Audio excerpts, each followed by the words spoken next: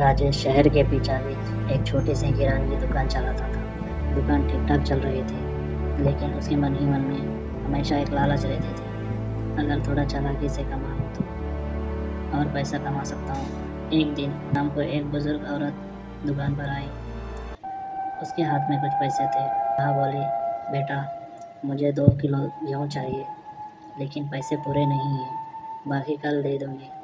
राजेश ने मन ही मन में सोचा, यहाँ तो कल आएगी नहीं, क्यों ना थोड़ा कम तोल लूँ। उसने गेहूँ तोला, पर जानबूझकर आधा किलो कम रखा।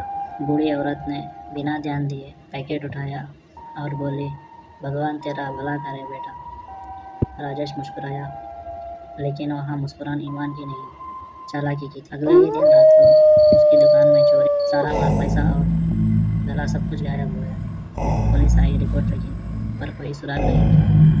राजेश परेशान होकर बैठा। उसी रात उसने एक अजीब सा सपना देखा। वही बूढ़ी औरत उसके सपने में खड़ी थी, पर इस बार उसका चेहरा तेज रोशनी से चमक रहा था। वह बोली, बेटा जब तुम किसी का हिस्सा छीनते हो, ऊपर वाला तुम्हारा हिस्सा ले लेता है। राजेश राजेश नींद से कांपते हुए उठा।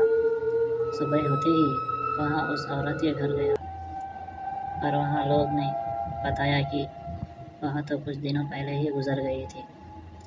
राजेश की आंखें नम हो गई, खड़े होकर प्रण लिया, अब किसी के साथ बेईमानी नहीं करेंगे।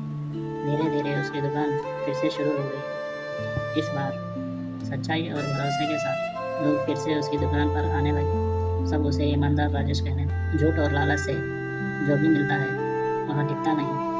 सच्चाई भले देर से फल दे, लेकिन उसका फल कभी नहीं